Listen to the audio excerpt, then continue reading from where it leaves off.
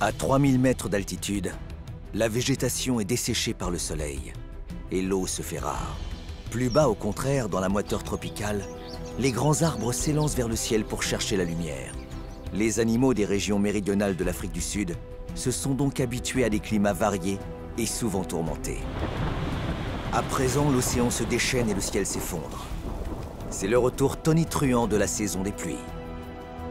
À la pointe sud du continent africain, de la péninsule du Cap jusqu'aux mangroves du KwaZulu-Natal, en passant par les falaises du Drakensberg, la faune sauvage se prépare à affronter une nouvelle dépression tropicale.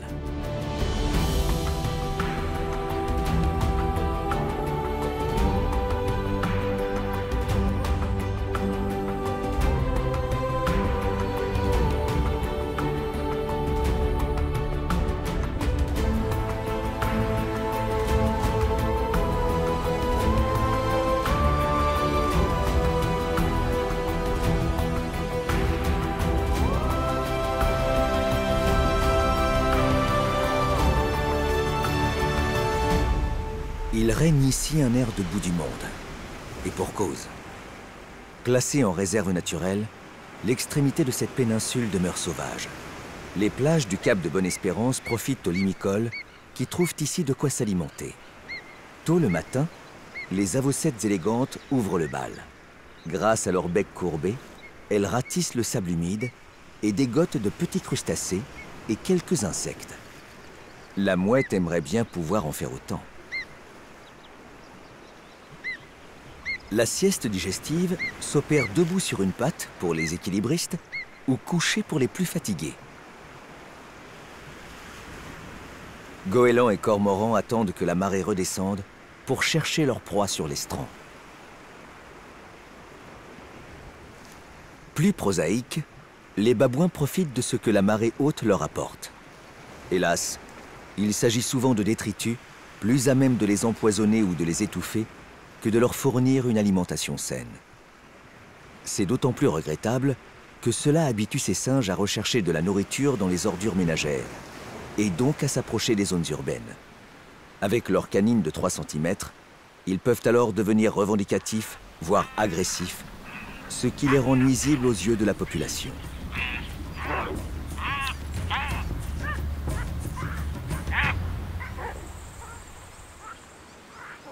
Mais sur le littoral, les babouins sont protégés et n'ont aucun prédateur.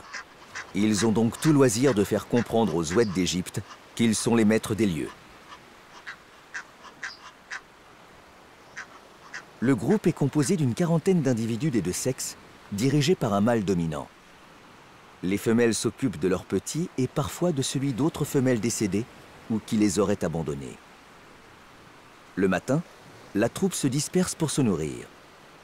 Les babouins sont omnivores, mais ici, leur régime alimentaire est principalement composé des innombrables espèces de plantes qui font la richesse floristique de la région du Cap.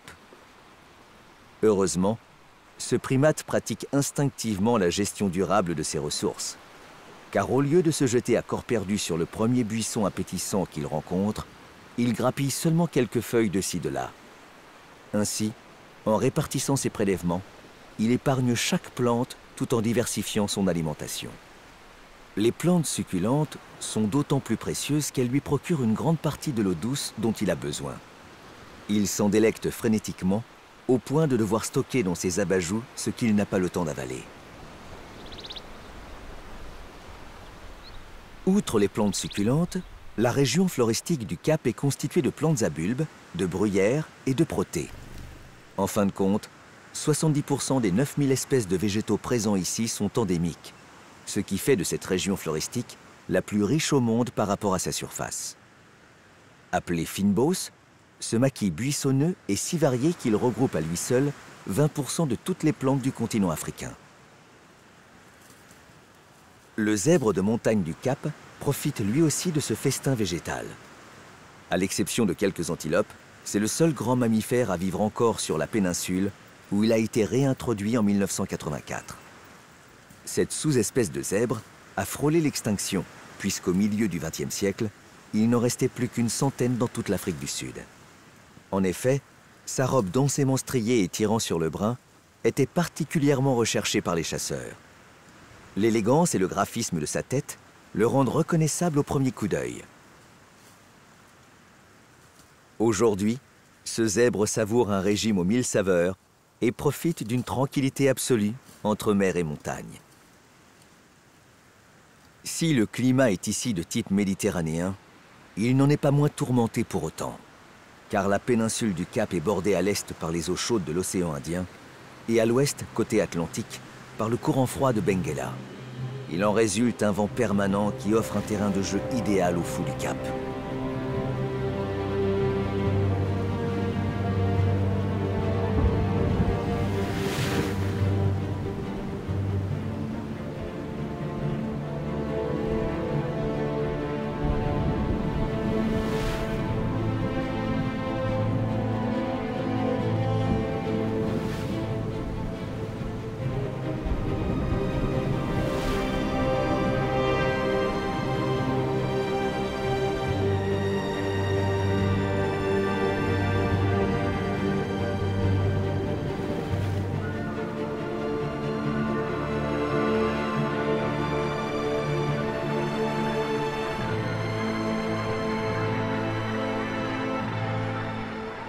Particulièrement à l'aise en vol ou en plongée lorsqu'il pêche sardines et anchois, le fou du Cap éprouve néanmoins quelque embarras au moment de rejoindre sa colonie.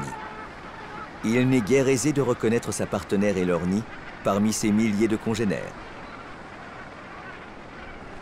Pour repérer les lieux et adopter la bonne approche face au vent, l'oiseau effectue plusieurs passages en rase-motte avant de se poser. Les fous ne doivent pas l'être tant que cela, puisqu'ils volent tous dans le même sens afin d'éviter les collisions.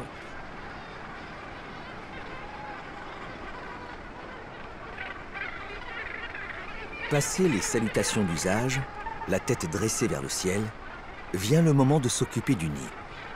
Nous sommes en septembre, en plein cœur de la saison de nidification. Le nid sera constitué de terre et de coquilles, le tout aggloméré dans une belle motte de guano. Excellent fertilisant agricole, ce guano a été récolté par l'homme tout au long du XXe siècle. Aujourd'hui, seuls les oiseaux convoitent encore les plus gros morceaux de guano.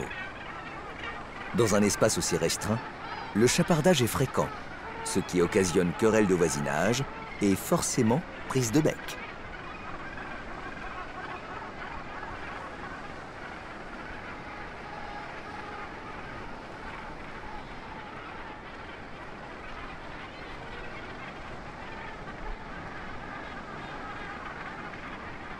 La vie en communauté étroite offre néanmoins des avantages, notamment celui d'être moins vulnérable aux attaques de taris.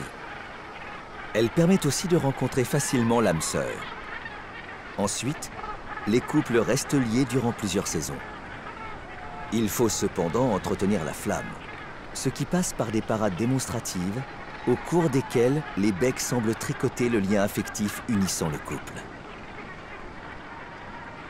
Les pattes dans la boue, mais le cœur à la fête, les fous du Cap ne font guère attention aux caprices du ciel. Car les changements météorologiques sont ici brutaux. Le vent a tôt fait d'amener des nuages annonciateurs d'orage. En un quart d'heure, la température chute de plusieurs degrés et de violentes bourrasques balayent les fines bosses, comme pour en arracher le feuillage. Perdue dans cette tempête du bout du monde, une autruche solitaire fait front. Continuant à picorer ce qu'elle peut, elle demeure face au vent, soucieuse de conserver toutes ses plumes.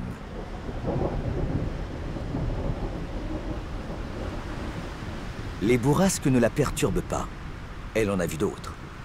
Et même lorsque les nuages s'affaissent au niveau de la mer, les animaux prennent leur mal en patience.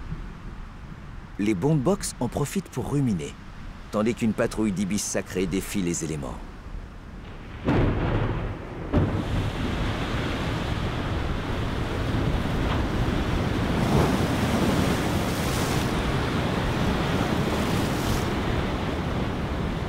L'océan Atlantique déchaîne sa puissance.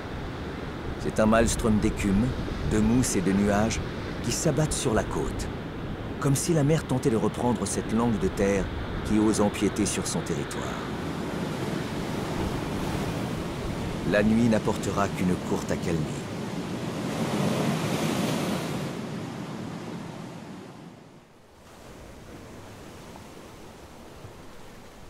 Après une nuit aussi agitée, le réveil est laborieux pour les manchots du Cap. Surtout lorsque les plus dégourdis sonnent le clairon.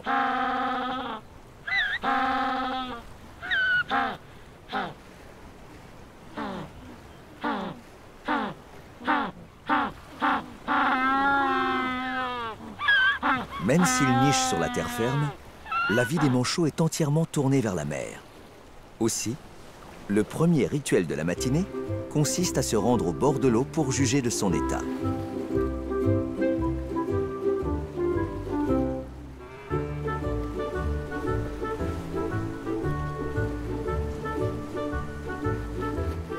À marée basse, tout est calme.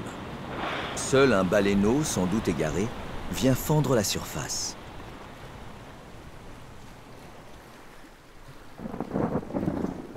Mais ce calme ne dure pas, car un nouvel orage s'annonce sur le littoral. Comme beaucoup d'animaux, les manchots redoutent les grondements du tonnerre et observent le ciel avec circonspection. C'est habituellement l'heure où ils vont faire leur toilette en mer. Mais est-ce prudent actuellement? Ils décident finalement de rester à l'abri des rochers. La baignade peut attendre.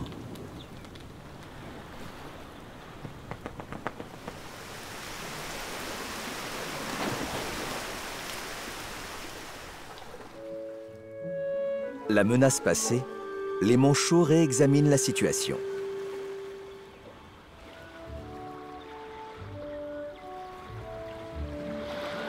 Lorsque le plus intrépide s'aventure hors de l'abri, les autres suivent, animés par un enthousiasme prudent.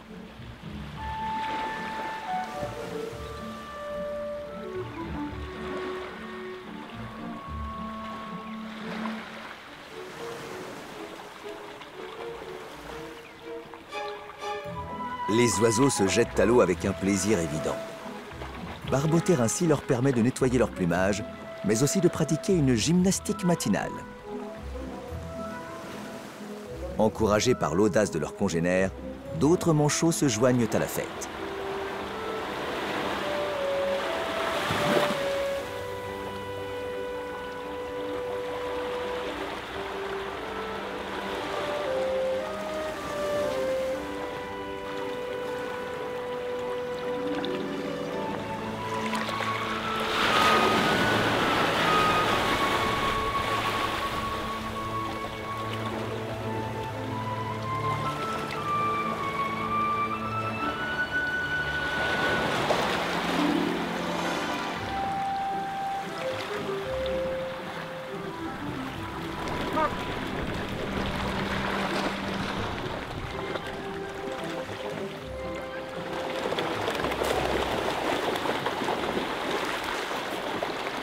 Au moindre signal d'alerte, sans doute une algue flottante confondue avec une otarie, les manchots regagnent la plage comme un seul homme. Mais une fois au sec, les oiseaux se languissent déjà de la mer. Cependant, aucun n'ose se baigner seul.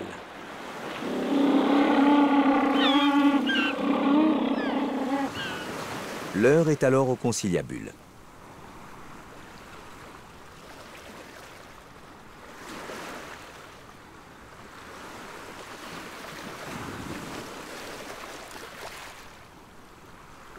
Puisque le meneur ne semble pas d'accord pour retourner à l'eau tout de suite, la toilette se poursuit sur le sable.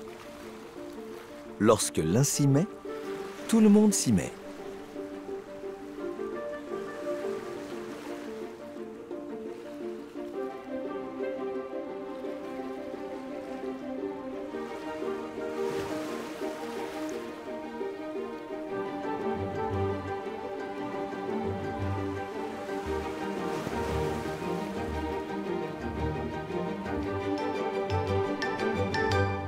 Il n'empêche qu'il n'y a rien de mieux que la baignade pour se dégourdir.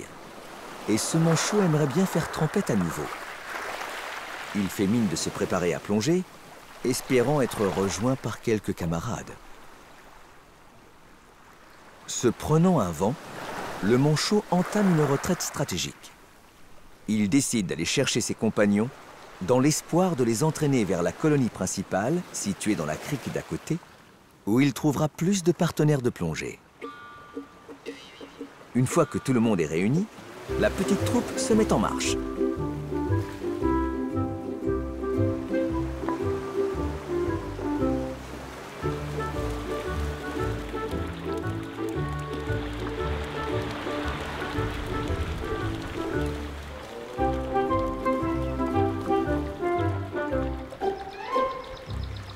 Ils ont au fait de rejoindre le reste de la colonie. Les manchots du Cap sont donc des oiseaux extrêmement sociaux qui comptent en permanence les uns sur les autres. Plus ils sont nombreux, plus ils semblent s'épanouir. Malheureusement, l'espèce est gravement menacée. Au cours du XXe siècle, sa population est passée de 1,5 million à seulement 200 000.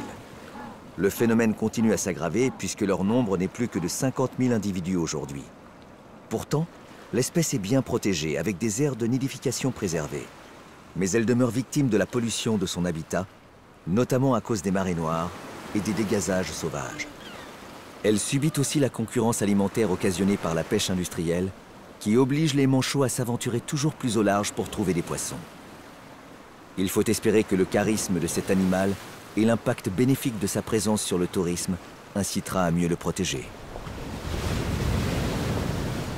Bientôt, la marée remonte et l'océan recouvre sa splendeur. Au sommet de la falaise, un animal inattendu a élu domicile. Une famille de damans des rochers trouve ici tout ce dont elle a besoin.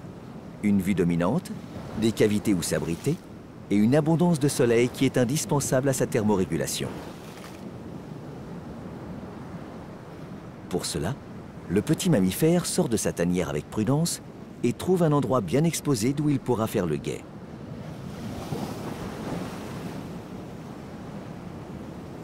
Certains membres du groupe se réchauffent ainsi durant de longues heures, tandis que les autres se nourrissent. La falaise leur procure une large variété de plantes succulentes, capables de satisfaire tous les appétits, mais également de les réhydrater. Car après le passage de la pluie, les flaques constituent une source d'eau douce, précieuse en ces lieux escarpés. Les damans passent leur journée tranquillement, sans craindre les fauves que doivent fuir leurs congénères vivant en zones plus arides. Ils ont donc tout loisir d'entretenir leurs liens sociaux et d'asseoir leur position hiérarchique dans le groupe.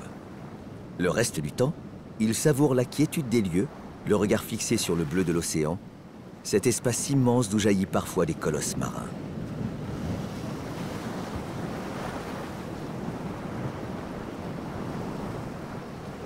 C'est à cette époque que les baleines franches australes viennent au large de l'Afrique du Sud, tantôt pour s'accoupler, tantôt pour mettre bas. Les mères accompagnent leurs petits près des côtes afin de le préserver de la forte houle du large. Dès leur plus jeune âge, les baleineaux voient des crustacés se fixer sur leur tête pour le plus grand bonheur des oiseaux marins. Ainsi, les côtes sauvages du sud-ouest du continent accueillent une vie diversifiée. Que ce soit en mer ou sur la terre ferme, les animaux trouvent toujours de quoi se nourrir. Et même si le climat est parfois tempétueux, quoi de mieux pour apaiser la faune que le spectacle rassurant d'un coucher de soleil sur l'océan? Car plus à l'intérieur des terres, il se murmure qu'un dragon règne sur les montagnes.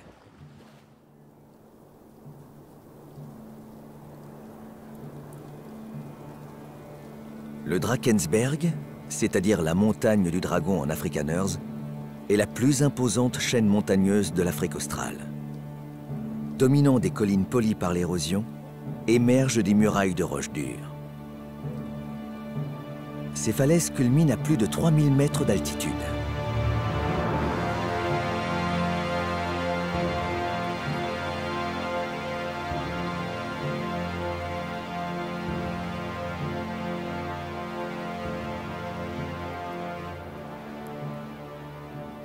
Sculptées par le vent, rongées par la pluie, ces parois abruptes résistent aux alizés de l'océan Indien depuis 20 millions d'années. À leurs pieds, les éboulis de roches tendres sont recouverts de prairies herbeuses, vertes en été et jaunes en hiver. Le relief tourmenté empêche la grande faune d'accéder à ce territoire reculé. si bien que seul le chant des oiseaux résonne le long des falaises. La végétation clairsemée fournit de la nourriture aux petits mammifères et insectes qui supportent les importantes variations de température. Engourdis par le froid, les reptiles sont obligés de sortir de leur cachette pour s'exposer au soleil matinal. La présence d'un criquet agace un peu le serpent, car l'insecte ne rentre pas dans son régime alimentaire. De toute façon, il fait encore trop frais pour chasser. Les falaises offrent une protection naturelle pour les animaux qui ont su s'y adapter. C'est le cas des babouins qui se sont acclimatés à de nombreux biotopes en Afrique australe et vivent ici à 1800 mètres d'altitude. Comme tous les matins, cette tribu commence par une séance d'épouillage en attendant que le mâle dominant ne donne le signal du départ pour la cueillette. De leur côté, les plus jeunes s'adonnent à la gymnastique et découvrent comment leur aptitude corporelle leur permet de défier la pesanteur. À l'exception de quelques rapaces, il n'y a pas de prédateurs qui menaceraient leur vie. Cela n'empêche pas les mâles de monter la garde pendant que la tribu s'active. Les quelques arbustes peinent à fournir de l'ombre. Heureusement, en ce début de printemps, les nouvelles pousses constituent un mets de choix pour qui sait les cueillir. Depuis le sol, il suffit de tendre le bras, d'attraper les branches et d'en arracher les fleurs. Les plus gourmands préfèrent néanmoins escalader l'arbre afin de s'assurer que rien ne leur échappe. Pour s'entraîner, les petits babouins grimpent sur tout ce qu'ils peuvent. Mais il n'y a rien de mieux que le dos d'un adulte pour se promener. Les plus paresseux comprennent vite que le sens de l'équilibre, ça se travaille. À midi, lorsque le soleil cogne dur, la vigilance des gardiens donne quelques signes de faiblesse. La tribu opte alors pour une sieste à l'ombre, à peine troublée par le vagabondage des plus jeunes.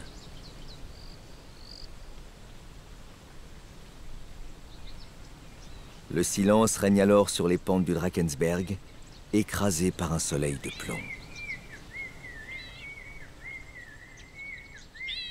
L'espace désolé de ces hauts plateaux est parcouru par de nombreux canyons.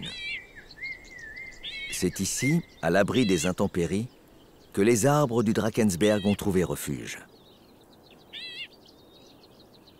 Plus les canyons sont étroits, plus ils abritent une végétation dense qui constitue parfois une véritable forêt. Car même en saison sèche, l'eau de pluie ruisselle des sommets jusqu'ici.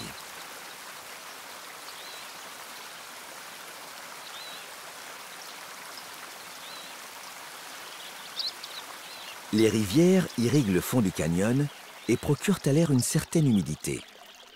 Véritable oasis, cette forêt ombragée constitue un écosystème très riche, tant pour la végétation que pour la vie faune.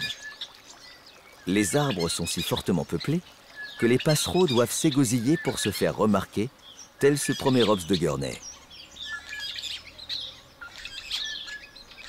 D'autres, comme le gonolec boubou, l'élégant bulbule brunoir, le choucador à oreillons bleus et le pigeon roussard, préfèrent demeurer discrets à l'abri du feuillage.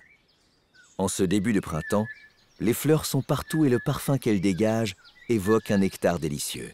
Avec son bec court, le Zostérops du Cap doit attaquer les pétales par l'extérieur.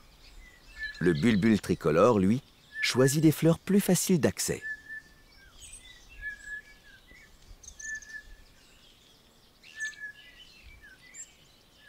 Mais le champion toute catégorie est le Suimonga malakite, dont le long bec ne sert pas qu'à chanter.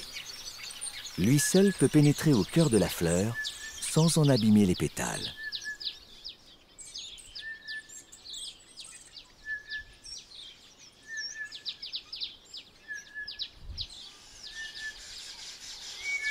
Autre virtuose de dextérité, le tisserin du Cap. Cet oiseau sait parfaitement nouer des feuilles de façon à accrocher solidement ses nids.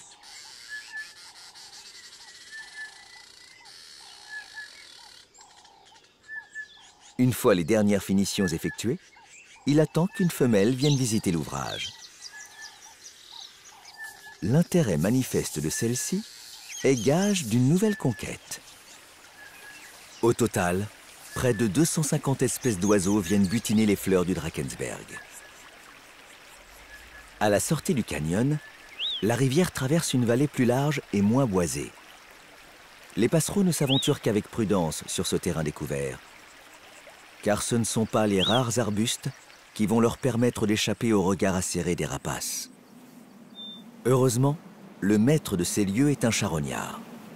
Le gypaète barbu ne s'intéresse pas aux passereaux et se contente de récupérer des ossements qu'il brise en les laissant tomber sur une dalle rocheuse. Mais à peine a-t-il lâché son repas que d'autres charognards s'en approchent. Les corbeaux à nuque blanche n'ont pas un estomac capable de digérer les os, mais convoitent la moelle et les tendons. Le gypaète n'a pas l'intention de se laisser déposséder si facilement. Déployant ses 2,60 m d'envergure, il entend bien intimider les pique-assiettes. Mais à malin, malin et demi. Planquée à l'abri d'un rocher, la buse roue noire était en embuscade. Elle préfère d'ordinaire les proies vivantes, mais un repas tout prêt sera le bienvenu, surtout en cette saison. Le vol du gypaète s'appuyant essentiellement sur la portance des courants d'air ascensionnels, il est moins agile que les corbeaux. Débordés par leur nombre et peu enclins au combat, ils tentent de les chasser en effectuant de grands cercles au-dessus de la falaise. Cela l'entraîne malheureusement assez loin et laisse le temps aux plus audacieux de venir se servir.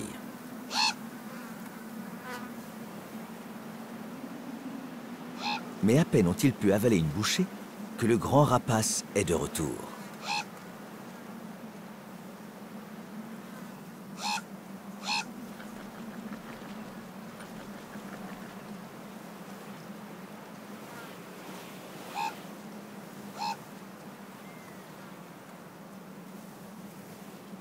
Finalement, le plus persévérant des corbeaux comprend que la stratégie de la buse est la meilleure.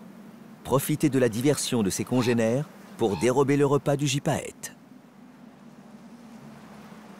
Lorsque le soir tombe, le calme revient sur les vallées du Drakensberg. Les falaises disparaissent peu à peu dans le brouillard, tandis que les températures chutent. Les nuages se font plus menaçants, comme pour signaler que bientôt, les tempêtes tropicales viendront défier la montagne du dragon.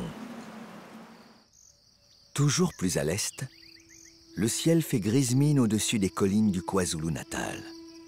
Le retour de la saison des pluies se fait attendre. Alors les animaux patientent.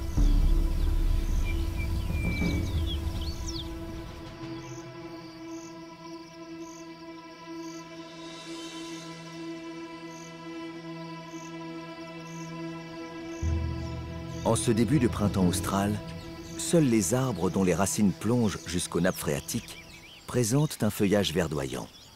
Car pour l'instant, les rivières n'ont que du sable à offrir. À 500 mètres d'altitude, le vent de l'océan apporte un peu d'humidité. Les buffles s'aventurent sur les versants les plus exposés, où ils peuvent dénicher de jeunes pousses. Malgré leurs 800 kilos et les cornes des mâles qui se rejoignent au sommet du crâne pour former un véritable casque, les buffles demeurent d'un naturel prudent. La moindre odeur les alerte. Surtout lorsque cela sent le fauve. Mais cette lionne, qui s'est un peu éloignée de ses sœurs, ne présente pas un danger immédiat. En pleine journée, elle a plutôt à cœur de se reposer tout en profitant d'un point de vue intéressant sur les alentours. Les buffles sont conscients qu'ils ne risquent pas grand-chose tant qu'ils demeurent groupés. En fait, c'est plutôt la lionne qui a intérêt à rester perchée pour le moment. Une famille d'impalas profite de la proximité rassurante des buffles, mais demeure aux aguets. Dans ces conditions, le félin préfère profiter tranquillement de sa sieste.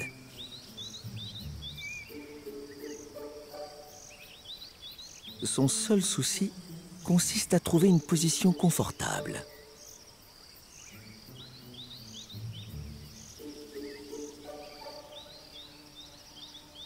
Les buffles aussi s'assoupissent aux heures les plus chaudes. C'est le meilleur moment pour ruminer au soleil.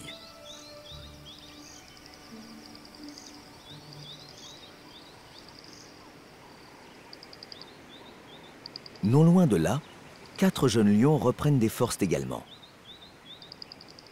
L'un d'entre eux a peut-être eu le malheur de recevoir un coup de tête de buffle, car son visage est tuméfié d'un côté. Qui a dit que le roi de la savane avait la vie facile? Il est vrai que la plupart du temps, les mâles laissent les lionnes chasser pour leurs troupes, d'autant qu'elles sont plus rapides qu'eux à la course. Mais ces jeunes lions sont sans doute nomades, c'est-à-dire qu'ils ont été chassés de leur groupe de naissance par un mâle dominant et qu'ils cherchent à présent un nouveau territoire où rencontrer des femelles. Il leur faut donc se nourrir seuls, ce qui est d'autant plus laborieux qu'ils sont inexpérimentés. En attendant leur chasse nocturne, ils somnolent au soleil. Dans le pire des cas, ils se rabattront sur des charognes dérobées à des prédateurs vulnérables. Finalement, en pleine journée, il n'y a que ce couple de bousiers qui se dépense. C'est le mâle qui pousse cette réserve de nourriture jusqu'à leur terrier. L'opération est complexe, mais le bousier, qui peut faire rouler l'équivalent de 1000 fois son propre poids, ne manque pas d'énergie. Il lui faut également éviter de tomber entre les mains des babouins qui n'hésitent pas à compléter leur régime alimentaire par des insectes bien dodus. Car si le primate enlace tendrement ce tronc, c'est pour mieux dénicher les larves planquées sous l'écorce. Contrairement à leurs congénères de la péninsule du Cap ou des montagnes du Drakensberg, les babouins qui vivent ici bénéficient de tous les avantages que leur procurent les grands arbres. Nourriture, terrain de jeu, observatoire et refuge. Néanmoins, la prudence rappelle au babouin qu'il n'est pas le seul à chercher sa nourriture dans les branchages. Et que parfois, il faut savoir céder sa place.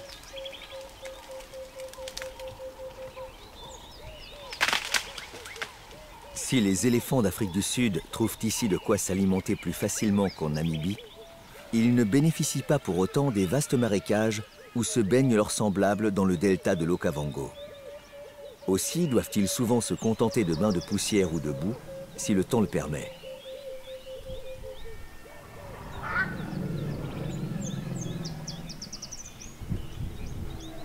Mais ce ne sont pas les seuls pachydermes à apprécier les mares boueuses. Les rhinocéros s'en servent pour se débarrasser de leurs parasites et se rafraîchir. Tant qu'ils ne sont pas délogés.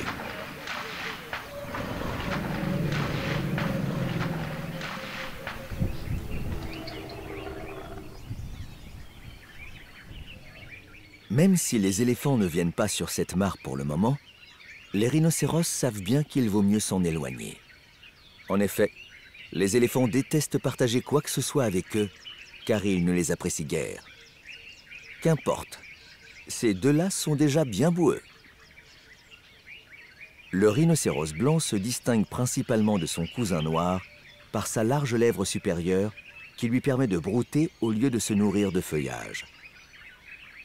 Ce sont des animaux solitaires et territoriaux. Les couples ne restent ensemble que 15 jours. Lorsque les rhinocéros vont par deux, c'est souvent parce qu'il s'agit d'une mère et de son jeune. Elle protège son petit pendant 2 à 3 ans, afin de lui laisser le temps d'atteindre une taille respectable, à partir de laquelle il ne craindra plus les félins. Enfant unique, le jeune rhinocéros est timide. La rencontre avec un camarade un peu plus âgé lui procure une belle surprise. Il a vite fait de se réfugier auprès de sa mère. La curiosité l'emportant, il revient finalement fureter dans le coin, l'air de rien.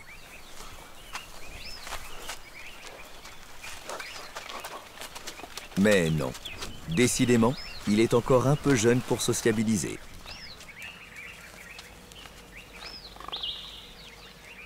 Les rhinocéros blancs d'Afrique du Sud sont génétiquement très proches les uns des autres, car tous descendent des 20 derniers individus qu'il restait à la fin du 19e siècle.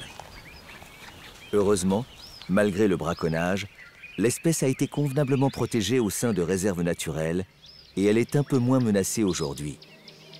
La densité augmentant dans les réserves, les confrontations sont plus fréquentes. Mais il s'agit souvent de joutes sans grande violence.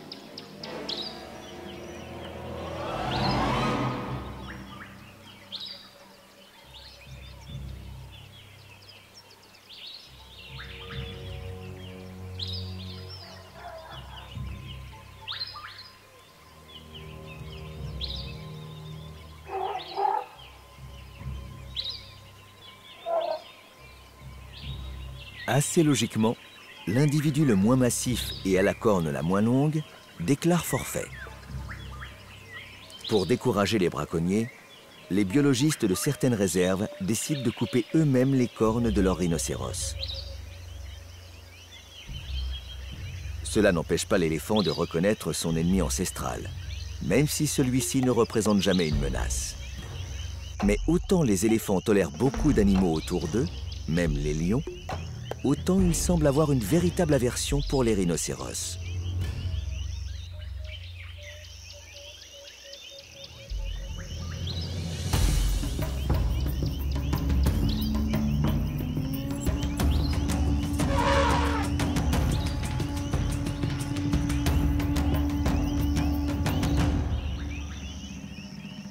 Lorsqu'ils sont en rut, les jeunes mâles sont parfois agressifs.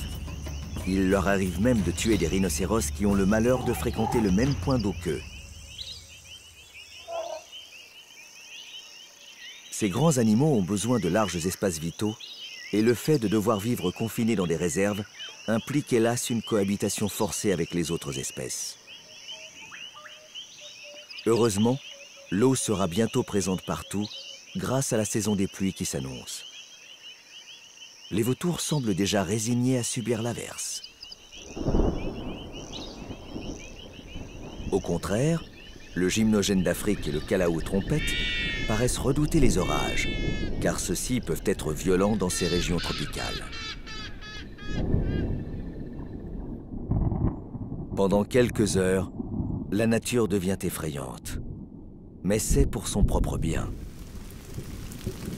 Les animaux se taisent et se blottissent.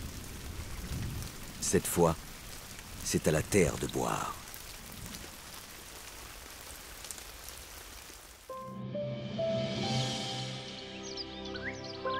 Quelques jours plus tard, les rivières ont retrouvé leur superbe. L'eau y coule à nouveau. C'est le début d'une période d'abondance dont profitent joyeusement les nyalas.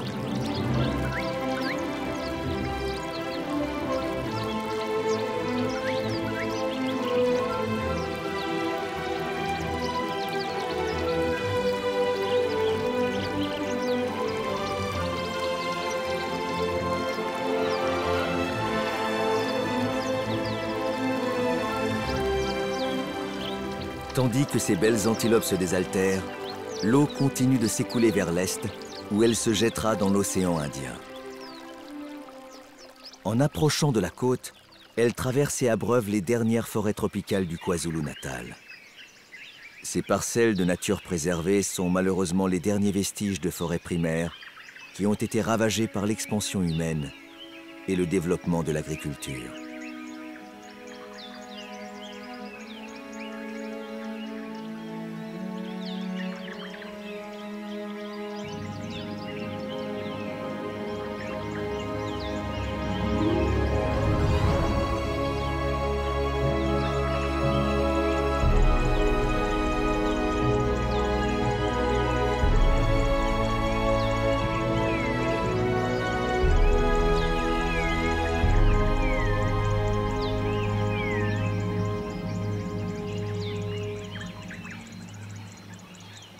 C'est au sommet de ces grands arbres, sur la canopée, que poussent fleurs et fruits. Ils attirent de nombreux oiseaux qui viennent se réchauffer au soleil matinal, tels ces barbicans oreillards. Le touracot à huppe splendide est à la recherche des fruits qui constituent l'intégralité de son régime alimentaire. En contrebas, le rôlier à long brun attend que la chaleur fasse sortir les insectes en espérant les attraper avant le guêpier nain. Lui n'est affamé que de reconnaissance. Le bulbul tricolore tente de se faire remarquer dans cette symphonie aviaire. Cette forêt résonne de chants d'oiseaux. Mais à quelques kilomètres de là, c'est un profond rugissement que l'on entend. Les alizés océaniques portent la litanie des vagues.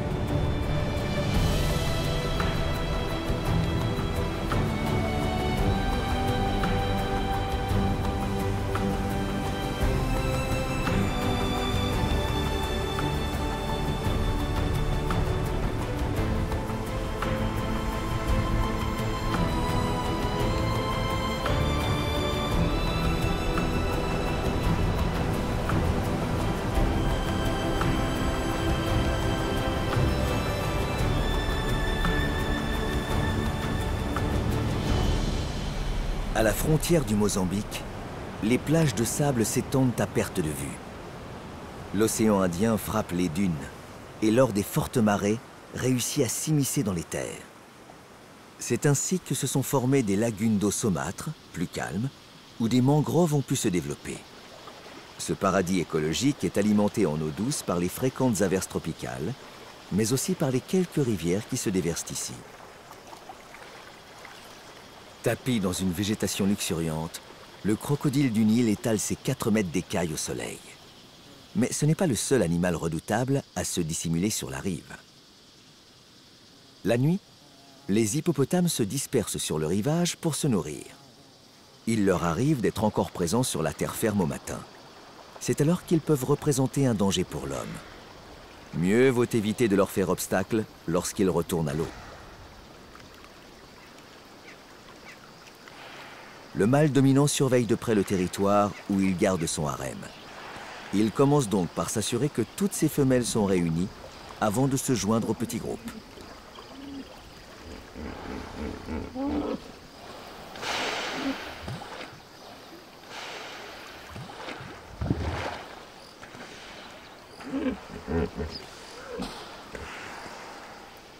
Alors que les jeunes sont plutôt joueurs, les adultes n'aspirent qu'à se serrer les uns contre les autres pour se servir mutuellement d'oreillers. Ils ont ainsi tout le loisir de s'assoupir en gardant les narines émergées.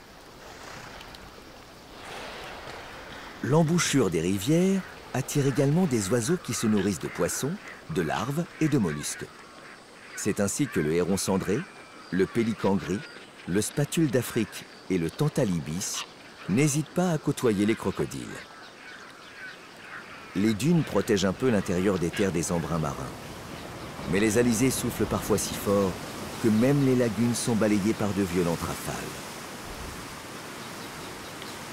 Le temps peut alors changer rapidement.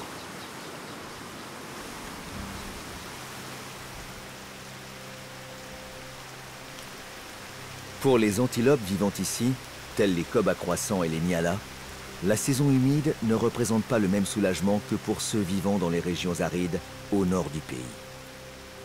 Les averses tropicales n'ayant rien d'agréable, le mieux est encore de ruminer tranquillement en attendant que cela passe. Les rhinocéros aussi prennent leur mal en patience. La seule à continuer à s'activer sous le mauvais temps est une habituée des zones humides. La cigogne épiscopale saisit l'occasion pour chasser grenouilles et petits reptiles. Mais lorsque son plumage est trop mouillé, elle-même capitule. Tout comme le barbican promépique, qui sait qu'il ne trouvera pas d'insectes dans ces conditions. Les oiseaux de bord de rivière, dont le plumage est imperméable, comme ce couple de martins pêcheurs pie ou cette aigrette neigeuse, ne sont guère gênés par les pluies de faible intensité. Dans les zones boisées, les mammifères s'abritent sous le feuillage. Les vervets, d'habitude si dynamiques, sont contraints d'attendre la fin de l'averse. Ils regardent fréquemment le ciel, comme pour implorer le retour du soleil. Heureusement, certains arbres leur offrent de quoi passer le temps.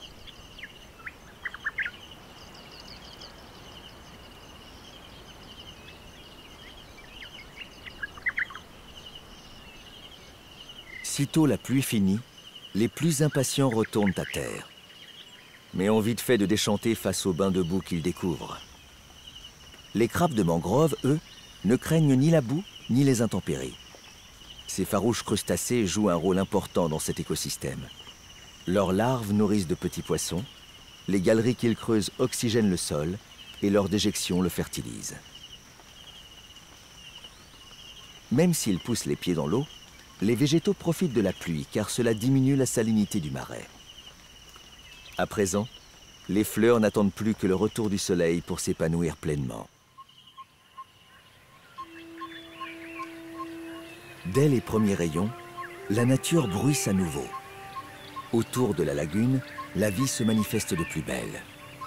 Pour cette jeune girafe, l'avenir est plein de promesses, à condition de pouvoir grandir rapidement.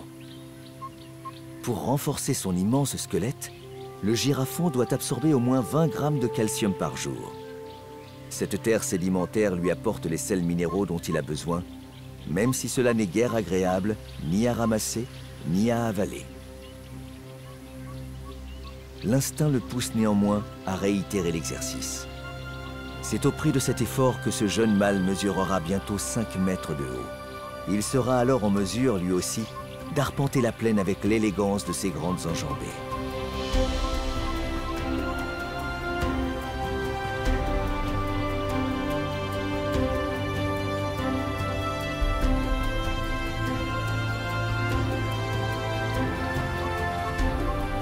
Les girafes vivent en groupe et préfèrent déambuler en milieu ouvert. Cela leur permet de mieux repérer les lions, si d'aventure ils osaient s'en prendre à elles, mais aussi de s'observer mutuellement. Les mères surveillent leur unique petit, tandis que les mâles convoitent les femelles qui pourraient devenir mères à leur tour. Régulièrement, le mâle dominant renifle la femelle pour guetter son passage en œstrus. Il retrousse ensuite les lèvres pour affirmer sa revendication face aux autres mâles. Ainsi, dès lors qu'elles résident en réserve naturelle, comme c'est souvent le cas en Afrique australe, les girafes mènent une vie paisible. Ici, leur population est stable, alors que pourtant, à l'échelle du continent africain, 40% des girafes ont disparu ces 30 dernières années. N'y aura-t-il bientôt plus que des zèbres pour brouter la savane ? Lorsque le soleil se couche sur la lagune, les amphibiens s'éveillent. Les antilopes, elles, semblent paisiblement savourer la nouvelle journée qui vient de s'écouler. Le soleil qui se couche leur rappelle que chaque jour peut être le dernier. Demain, il leur faudra survivre à nouveau, se nourrir, trouver de l'eau, rencontrer des partenaires, échapper aux prédateurs, se débarrasser des parasites. En fin de compte, il n'y a là rien d'insurmontable pour la vie sauvage, habituée à composer avec la générosité, mais aussi avec les caprices de la nature. Les animaux comptent sur leur instinct, leur expérience, peut-être aussi sur la chance. Alors quand vient le soir, la faune a besoin de se reposer. C'est le moment pour savourer l'habitat auquel elle est si intimement liée. Chaque parc et réserve animalière constitue un havre de paix, préservé du fracas du monde. Un monde où chaque écosystème contribue à la richesse de la nature et où la faune sauvage mérite de garder sa place. En échange, même les plus puissants animaux ne nous demandent rien. Rien d'autre que le respect de leur tranquillité. Rien d'autre que le droit de continuer à vivre sur une planète désormais confisquée par les hommes.